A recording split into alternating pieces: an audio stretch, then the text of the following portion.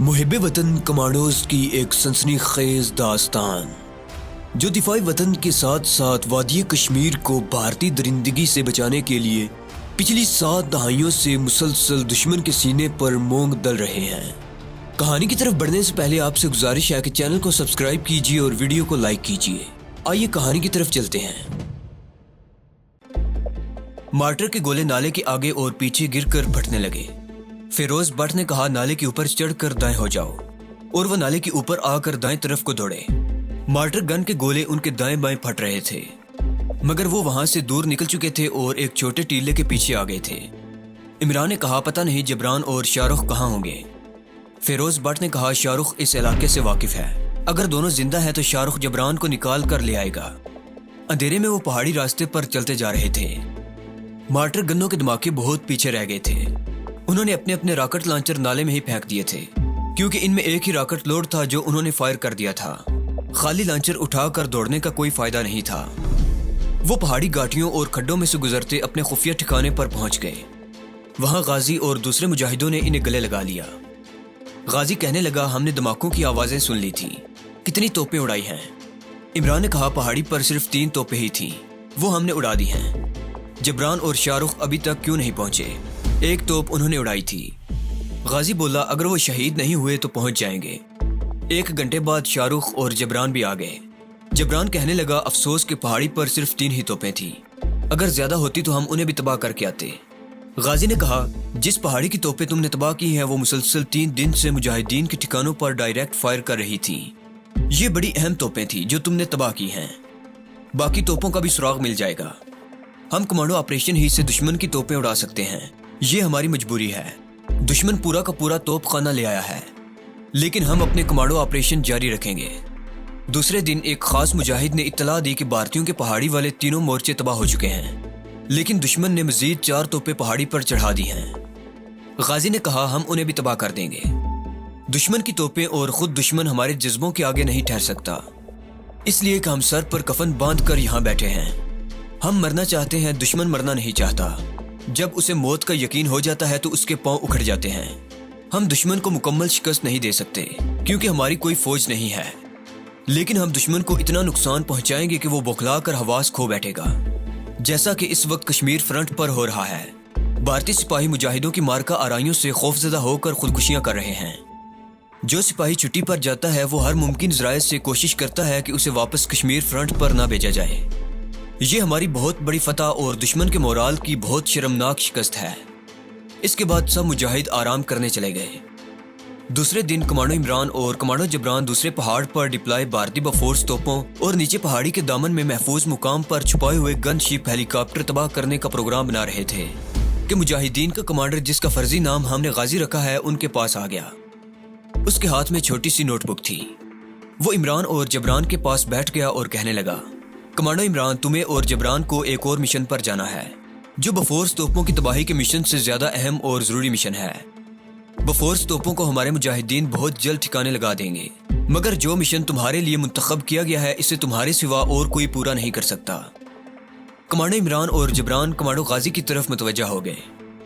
इमरान ने कहा, हम इस अहम और जरूरी मिशन के बारे में आपकी जुबान से सुनने के मुंतजिर हैं। कमांडो गाजी कहने लगा, ये बात अब सब पर जाहिर हो चुकी है कि कारगिल सेक्टर में भारत की फौजी हाईकमान ने जो जंग शुरू की थी उसमें उसे कदम कदम पर नाकामी का सामना करना पड़ रहा है।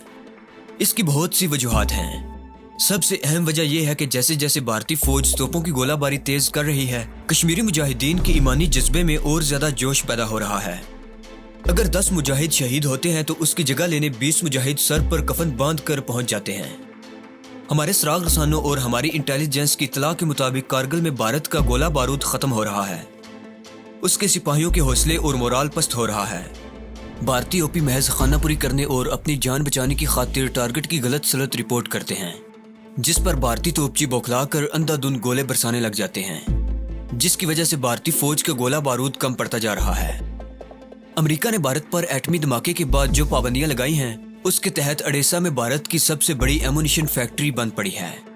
भारत ने जनूबी अफ्रीका और इसराइल से 160 mm तोपों के 1 लाख गोले और जनूबी अफ्रीका से बफोर्स तोपों के 70,000 गोले शेल और 1 लाख निपाम बम जनूबी अफ्रीका की हुकूमत की वसातत से अमेरिका से खरीद लिए हैं। سارے بموں کا ذخیرہ اسرائیلی مرچنٹ نیوی یعنی اسرائیل کے ایک تجارتی جہاز میں لوڈ کر دیا گیا ہے جو اس وقت مڈغاسکر کی ایک بندرگاہ سے چل پڑا ہے اور جسے ایک ہفتے کے بعد بھارت کی جنوبی تکون میں تریونڈرم کی بندرگاہ پر لنگر انداز ہونا ہے۔ وہاں سے یہ گولہ بارود ایک اسپیشل فوجی ٹرین کے ذریعے جموں کے آرمی ایمونیشن ڈپو میں لے جایا جائے گا۔ کمانڈر غازی نے نوٹ بک کھول کر ایک صفحہ پڑھتے ہوئے کہا، اسرائیل کے اس مرچنٹ نیوی شپ کا نام سینٹ جوزف ہے۔ یہ جہاز ہماری اطلاع کے مطابق آج صبح مڈغاسکر کی بندرگاہ سے روانہ ہو گیا ہے۔ اسے بھی بھارت کی بندرگاہ تریونڈرم پہنچنے میں ایک ہفتہ لگ جائے گا۔ بھارت کی حکومت جتنی جلدی ہو سکے یہ گولہ بارود کارگل فرنٹ پر پہنچانا چاہتی ہے۔ اسرائیلی بحری جہاز سینٹ جوزف اسرائیل کے تجارتی بیڑے کا سب سے بڑا اور سب سے تیز رفتار جہاز ہے۔ اس انکشاف کے بعد کمانڈر غازی نے نوٹ بک اپنی جیب میں ڈالی اور کمانڈر عمران سے کہا، یہ گولہ بارود کا بہت بڑا ذخیرہ ہے۔ اگر یہ ایمونیشن کارگل سیکٹر میں پہنچ گیا تو کارگل سیکٹر کی جنگ جیتنا ہمارے لیے تقریباً ناممکن ہو جائے گا، اس لیے کہ مجاہدین گولہ باری کے اتنے شدید دباؤ کو برداشت نہیں کر سکیں گے۔ اس گولہ بارود کے ذخیرے کا تریونڈرم کی بندرگاہ پر یا تریونڈرم سے جموں تک راستے میں کسی جگہ تباہ کیا جانا اشد ضروری ہے۔ یوں سمجھ لو کہ یہ کشمیری مجاہدین کی جو اس وقت کارگل سیکٹر پر لڑ رہے ہیں زندگی اور موت کا معاملہ ہے۔ کمانڈر عمران نے جبران کی طرف دیکھا اور پوچھا، جبران تمہارا اس سلسلے میں کیا مشورہ ہے؟ کمانڈر جبران بولا، میرے خیال میں جس وقت یہ گولہ بارود اسپیشل فوجی ٹرین پر لوڈ کر دیا جائے گا اور ٹرین جموں توی کی طرف روانہ ہو جائے گی تو اس کو تباہ کرنا بہت مشکل کام ہوگا اور اس میں ہمیں ناکامی بھی ہو سکتی ہے، کیونکہ اتنے اہم ایمونیشن کے ذخیرے والی فوجی ٹرین کی حفاظت کے لیے فوج اور انٹیلیجنس کی طرف سے زبردست انتظام کیا جائے گا۔ ساری ٹرین فوج سے بھری ہوئی ہوگی۔ 4 ڈبوں میں اگر ایمونیشن لدا ہوا ہوگا تو آگے پیچھے کے 6-7 ڈبوں میں اس کی حفاظت کے لیے پوری فوج بیٹھی ہوگی جس کے پاس ہر قسم کا آتشی اسلحہ ہوگا۔ راستے میں ہم کسی بھی جگہ کوئی پل بھی نہیں اڑا سکیں گے۔ قدرتی بات ہے کہ اس ٹرین کے سارے روٹ کو فوج نے اپنی نگرانی میں لے لیا ہوگا اور دریا کے پلوں پر تو خاص فوجی بٹالینیں تعینات کر دی جائیں گی جو دن رات پلوں کی حفاظت کریں گی۔ تو پھر تمہارا کیا خیال ہے؟ عمران نے سوال کیا۔ جبران بولا، میں سمجھتا ہوں کہ ہمیں اس وقت جہاز کو ڈبونے کی کوشش کرنی چاہیے جس وقت یہ تریونڈرم کی بندرگاہ پر لنگر انداز ہو۔ کمانڈو غازی نے کہا، مگر اس وقت بھی جہاز پر فوج کا زبردست پہرا ہوگا۔ ضرور ہوگا، جبران نے کہا، لیکن جس جہاز پر ایمونیشن لدا ہوا ہے وہ فوجی جہاز نہیں ہے، ایک تجارتی جہاز ہے۔ فوج کا پہرا بندرگاہ پر ہوگا، مگر ہم سمندر کے نیچے سے جہاز تک پہنچنے کی کوشش کریں گے۔ کمانڈو عمران سمجھ گیا تھا کہ جبران کا اشارہ کس طرف ہے۔ اس کے ذہن میں وہی خیال تھا جو عمران کے ذہن میں تھا، یعنی گولہ بارود کے اس جہاز کو تباہ کرنے کے لیے ہمیں ایک دوست ملک کی اسی آبدوز سے مدد لینی ہوگی جس نے انہیں بحیرہ عرب میں رات کے اندھیرے میں گجرات کاٹھیا واڑ کے بھارتی ساحل پر پہنچایا تھا۔ اس خیال نے کمانڈو عمران کے ذہن میں امید کی ایک کرن روشن کر دی۔ اس مشن میں دوست ملک کی آبدوز ان کی بڑی مدد کر سکتی تھی۔ کمانڈو غازی کو اس آبدوز کا علم نہیں تھا اور کمانڈو عمران اسے بتانا بھی نہیں چاہتا تھا۔ یہ ایک ایسا سربستہ راز تھا جو صرف دوست ملک اور اس کی خفیہ آبدوز کے عملے اور عمران اور جبران تک ہی محدود تھا۔ کمانڈو غازی کہنے لگا، سمندر کے ذریعے جہاز تک پہنچنا اتنا آسان نہیں ہوگا۔ جہاز کی حفاظت کے واسطے نہ صرف یہ کہ تریونڈرم کی اس گودی پر کسی سویلین کو جانے کی اجازت نہیں ہوگی جہاں جہاز لنگر انداز ہوگا، بلکہ جہاز کے 3 جانب سمندر کو انڈین نیوی کے تباہ کن سٹیمروں نے گھیرے میں لے رکھا ہوگا۔ چونکہ عمران اور جبران کمانڈو غازی کو آبدوز کے بارے میں کچھ نہیں بتانا چاہتے تھے، اس لیے عمران نے کہا، بہرحال ایمونیشن کو تباہ کرنے کی کوشش تریونڈرم بندرگاہ پر ہی کی جا سکتی ہے۔ جبران بولا، میرا خیال ہے اگر ہم نے اس منصوبے پر عمل کرنے کا فیصلہ کر لیا ہے تو ہمارے پاس زیادہ وقت نہیں ہے، ہمیں آج ہی یہاں سے اپنے ہیڈ کوارٹر روانہ ہو جانا چاہیے۔ عمران سمجھ گیا کہ ہیڈ کوارٹر سے جبران کی مراد گجرات کاٹھیا واڑ کے ساحلی شہر بھاؤ نگر کے شاہ جی سے ہے، جو چندرکانت کے نام سے وہاں 20-25 سال سے جاسوسی کر رہے تھے۔ اس سلسلے میں وہی ان کی مدد کر سکتے تھے اور دوست ملک کی خفیہ آبدوز سے بھی شاہ جی عرف چندرکانت ہی رابطہ قائم کر سکتے تھے۔ کمانڈو عمران نے کشمیری مجاہدین کے کمانڈر غازی سے کہا کہ وہ آج ہی وہاں سے روانہ ہونا چاہتے ہیں۔ کمانڈر غازی نے کہا، آپ جس وقت بھی جانا چاہیں آپ کو یہاں سے باحفاظت نکالنے کا انتظام ہو جائے گا۔ انہوں نے کشمیر سے نکلنے کے لیے رات کا وقت منتخب کیا۔ رات کے 10 اور 11 بجے کے درمیان کمانڈو عمران اور جبران ایک گائیڈ کے ساتھ خفیہ ٹھکانے سے نکل پڑے۔ گائیڈ انہیں چھوڑنے جموں تک آیا۔ جموں سے وہ ٹرین میں سوار ہو کر دلی آ گئے۔ دلی سے حاجی صاحب کی مدد سے احمد آباد تک ہوائی جہاز میں ان کی سیٹیں بک ہو گئیں اور وہ طیارے میں سوار ہو کر احمد آباد پرواز کر گئے۔ یہ سب کچھ انہوں نے وقت بچانے کے لیے کیا تھا اور اس لیے بھی کہ کہیں راستے میں وہ CID کی نظروں میں آ گئے تو خام خواہ ان کا وقت برباد ہوگا۔ اور CID کے ایک آدھ آدمی کو قتل کرنا پڑے گا۔ وہ اسی دن احمد آباد پہنچ گئے، جہاں سے ایک بس میں سوار ہو کر بھاؤ نگر شاہ جی عرف چندر کانت کے دفتر میں آ گئے۔ آپ پہلے سن چکے ہیں کہ ہمارا ایک خاص جاسوس عرصہ 25 برس سے رن کچھ کے ڈیلٹا والے علاقے میں خلیج کانبے کے چھوٹے سے ساحلی شہر بھاؤ نگر میں چندر کانت کے ہندوانہ نام سے کاروبار کر رہا تھا۔ اس کا اصلی مشن گجرات کاٹھیا واڑ کے ساحلی علاقے میں بھارتی جہازوں کی نقل و حرکت کی نگرانی کرنا تھا، کیونکہ خلیج رن کچھ میں اسی جگہ بھارت کی بحریہ کا نیول بیس یعنی بحری اڈا تھا، جہاں انڈین نیوی کے طیارہ بردار اور دوسرے جنگی جہاز لنگر انداز ہوتے تھے۔ ہمارے اس جاسوس کا اصلی نام ہم نے پہلے بھی نہیں بتایا تھا اور اب بھی نہیں بتائیں گے۔ اس کا فرضی نام ہم نے شاہ جی اور ہندوانہ فرضی نام چندر کانت رکھا تھا، اور چندر کانت سے پہلے ہم شاہ جی اس لیے لکھتے ہیں کہ آپ کو پتہ چل جائے کہ یہ چندر کانت کوئی ہندو نہیں ہے، بلکہ اپنا مسلمان جاسوس ہے جو ہندو بن کر وہاں رہ رہا ہے۔ شاہ جی عرف چندر کانت نے اس علاقے میں اپنی زبردست سوشل اور سیاسی ساکھ بنائی ہوئی تھی، اور سرکاری اور فوجی محکموں میں اسے عزت کی نگاہ سے دیکھا جاتا تھا، اور اپنے کام میں اس قدر احتیاط سے کام لیتا تھا کہ 25 سال ہو گئے تھے مگر آج تک کسی کو اس پر ذرا سا شک بھی نہیں گزرا تھا۔ شاہ جی عرف چندر کانت انہیں اپنے چھوٹے سے درمیانے قسم کے دفتر میں ہی مل گیا۔ چندر کانت کا مزاج ذرا کڑوا تھا، اس نے اپنا ایسا مزاج بنا لیا ہوا تھا۔ اس کے مشن میں اس قسم کے مزاج کی بڑی ضرورت تھی۔ اس نے کمانڈر عمران اور جبران کو دیکھتے ہی کہا، تم لوگ سیدھے یہاں کیوں آ گئے ہو؟ عمران نے کہا، سر ہم نے سوچا کہ آپ اکیلے ہوں گے۔ شاہ جی عرف چندر کانت نے زیادہ ترش ہو کر کہا، تم لوگوں کو تمہارے فرشتوں نے بتا دیا تھا کہ میں اس وقت اکیلا ہوں گا؟ عمران نے آگے سے کوئی جواب نہ دیا، کہنے لگا، جس مشن پر تم کشمیر فرنٹ پر گئے تھے کیا اس میں کوئی کامیابی ہوئی؟ عمران نے کہا، کافی کامیابی ہوئی ہے۔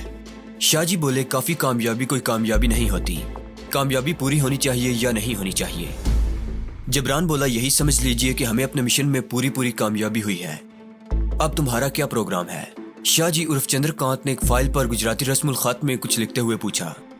عمران نے کہا، گھر چل کر بتائیں گے، مشن انتہائی خفیہ ہے۔ شاہ جی بولے، تم دونوں میرے شہر سے باہر والے سٹور میں پہنچو، میں تمہیں وہیں ملوں گا، جاؤ۔ دونوں چندر کانت کے آفس سے نکل آئے۔ انہوں نے ایک ٹیکسی پکڑی اور شہر سے باہر شاہ جی عرف چندر کانت کے سٹور یا مال گودام میں آ گئے۔ چوکیدار انہیں جانتا تھا، اس نے کمرہ کھول دیا۔ شام ہو رہی تھی کہ شاہ جی عرف چندر کانت آ گئے۔ جیسا کہ ہم پہلے بیان کر چکے ہیں کہ شاہ جی بڑے حقیقت پسند واقع ہوئے تھے، مطلب کی بات کے سوا کوئی جملہ زبان سے نہیں نکالتے تھے، موضوع کے مطابق بات کرتے تھے اور مبالغہ آرائی کو ہرگز پسند نہیں کرتے تھے۔ گودام کے کمرے میں داخل ہوتے ہی انہوں نے دروازے کے کواڑ کو بند کر کے کنڈی لگا دی اور بولے، اب بتاؤ تمہاری خفیہ اسکیم کیا ہے؟ عمران نے مختصر لفظوں میں سب کچھ بیان کر دیا کہ کشمیر میں کارگل فرنٹ پر بھارتی فوج نے بڑا حملہ شروع کیا ہوا ہے اور اپنی ساری آرٹلری ریجمنٹیں کارگل سیکٹر میں بٹالک اور دراس کے ارد گرد لے آیا ہے، اور اب وہاں اس کا گولہ بارود ختم ہو رہا ہے، اور وہ باہر سے یعنی جنوبی افریقہ اور اسرائیل کے ممالک سے کئی ٹن گولہ بارود منگوا رہا ہے، اور اسرائیلی مرچنٹ نیوی کا ایک جہاز جس کا نام سینٹ جوزف ہے، یہ تمام گولہ بارود لے کر بھارت کے لیے روانہ ہو چکا ہے۔ یہ جہاز مڈغاسکر سے چلا ہے اور جنوبی بھارت کے مغربی ساحل کی بندرگاہ ٹریونڈرم کی گودی کے ساتھ آ کر لگ جائے گا۔ وہاں سے یہ گولہ بارود ایک اسپیشل فوجی گاڑی کے ذریعے کارگل کے محاذ پر پہنچایا جائے گا۔ ہمارا منصوبہ یہ ہے کہ اس جہاز کو اس وقت سمندر میں غرق کر دیا جائے جب یہ ٹریونڈرم کی بندرگاہ میں لنگر انداز ہو، کیونکہ اگر یہ گولہ بارود بھارتی فوج کے پاس پہنچ گیا تو کشمیری مجاہدین کے مشن کو شدید نقصان پہنچنے کا اندیشہ ہے۔ شاہ جی نے پوچھا، جہاز کو ڈبونے کی بجائے تم گولہ بارود والی ٹرین کو کیوں نہیں اڑا دیتے؟ کمانڈر جبران نے کہا، ٹرین کو اڑانا مشکل نظر آتا ہے۔ اس کی وجہ یہ ہے کہ ٹرین پر پوری فوجی بٹالینیں سوار ہوں گی اور حفاظتی انتظامات بہت سخت ہوں گے۔ اس سے پہلے ہم کو ایسے ہی ایک فوجی ٹرین کو اڑانے کے لیے بڑی تگودو کرنی پڑی تھی، جبکہ جہاز کو غرق کرنا اتنا مشکل نہیں ہوگا، کیونکہ ہم سطح سمندر سے نیچے سے ہو کر جہاز تک پہنچنے کی کوشش کریں گے۔ اس مشن کے لیے ہمیں کچھ چیزوں کی ضرورت ہوگی، کیا آپ ان چیزوں کا انتظام کر سکیں گے جس کی اس مشن میں ہمیں ضرورت ہے؟ چندر کانت بڑے غور سے عمران کی باتیں سن رہا تھا، کہنے لگا، پہلے اپنی اسکیم بتاؤ، تم کیا کرنا چاہتے ہو؟ کمانڈر عمران نے چندر کانت کو اپنا پورا منصوبہ جو اس نے جبران کے ساتھ مل کر تیار کیا تھا بتا دیا۔ منصوبہ چندر کانت کے دل کو لگا، کہنے لگا، منصوبہ بہت کارآمد ہے لیکن کامیابی کے امکانات صرف 5% ہیں۔ عمران نے کہا، فوجی اسپیشل ٹرین کو اڑانے میں کامیابی کے امکانات اس سے بھی کم ہیں، اور پھر اگر ہم جہاز کو غرق کرنے میں کامیاب ہو جاتے ہیں تو اس کے ساتھ ہی جہاز کا سارا گولہ بارود بھی غرق ہو جائے گا۔ چندر کانت نے کہا، یہ تم ٹھیک کہہ رہے ہو، لیکن ایسے جہاز کو غرق کرنا جس میں بھارت کے فوجی یونٹوں اور توپوں کے لیے کئی ٹن گولہ بارود لدا ہوا ہو اتنا آسان کام نہیں ہے۔ عمران بولا میں نے کب کہا کہ یہ کوئی آسان کام ہے، ہم تو اس مشن پر خودکشی کی مہم سمجھ کر نکلیں گے، لیکن آپ کے تعاون کے بغیر ہم کچھ نہیں کر سکیں گے۔ چندرکانت خاموش ہو گیا۔ جبران نے کہا سر اس مشن کے لیے ہمیں بہت سے لوازمات کی ضرورت ہوگی۔ سب سے پہلے ہمیں انتہائی طاقتور اور انتہائی دھماکہ خیز ٹائم بموں کی ضرورت ہوگی۔ اس کے علاوہ ہمیں غوطہ خوری کے سوٹ بھی چاہیے۔ چندرکانت یعنی شاہ جی نے پوچھا مجھے بات مختصر کر کے بتاؤ کہ میں تمہارے لیے کیا کر سکتا ہوں۔ کمانڈر عمران نے کہا ہمارا یہ مشن دوست ملک کی خفیہ آبدوز کی مدد کے بغیر کامیاب نہیں ہو سکتا، اور خفیہ آبدوزوں سے آپ ہی رابطہ پیدا کر سکتے ہیں۔ یہ وہی آبدوز ہے جس نے ہمیں ایک اندھیری رات میں گجرات کاٹھیا واڑ کے ساحل پر پہنچایا تھا تاکہ ہم آپ کے پاس پہنچ سکیں۔ چندرکانت یعنی شاہ جی سوچ میں پڑ گئے۔ تھوڑی دیر بعد بولے یہ جہاز جو جنوبی افریقہ سے گولہ بارود کی بھاری مقدار لے کر بھارت آ رہا ہے ٹریونڈرم کب پہنچے گا؟ کیا اس بارے میں تم لوگوں کو کچھ علم ہے؟ کمانڈر عمران نے کہا حتمی تاریخ کا علم کسی کو نہیں، ہمارا اندازہ ہے کہ یہ جہاز جس کا نام سینٹ جوزف ہے اسی ہفتے کے اندر اندر بھارت کے مغربی ساحل کی بندرگاہ ٹریونڈرم پہنچ جائے گا۔ چندرکانت یعنی شاہ جی بولے اچھی بات ہے، خفیہ آبدوز والوں سے آج رات ہی رابطہ پیدا کرتا ہوں، پھر ان کی طرف سے جو جواب ملے گا میں تم لوگوں کو بتا دوں گا۔ کمانڈر جبران نے کہا سر آپ انہیں پوری بات سمجھا دیجئے کہ یہ مشن کس قدر اہمیت کا حامل ہے اور اس کی کامیابی پر کارگل سیکٹر میں کشمیری مجاہدین کی کامیابی کا انحصار ہے۔ چندرکانت یعنی شاہ جی نے قدر تلخی سے کہا تم کیا سمجھتے ہو کہ میں کوئی بچہ ہوں، کوئی اناڑی ہوں؟ مجھے نہیں معلوم کہ یہ مشن کشمیری مجاہدین اور خود ہمارے لیے کس قدر اہمیت کا حامل ہے۔ کمانڈر عمران نے جبران کو خاموش رہنے کا اشارہ کیا۔ چندرکانت یعنی شاہ جی اٹھے اور کہنے لگے تم لوگ اسی جگہ پر انتظار کرو گے، یہاں سے کہیں ادھر ادھر نہیں جاؤ گے۔ اگر میں خفیہ آبدوز والوں سے رابطہ قائم کر سکا تو کل اسی وقت تمہارے پاس آ جاؤں گا۔ چندرکانت یعنی شاہ جی چلے گئے تو جبران کہنے لگا ہمارے شاہ جی کی طبیعت گرم ہے۔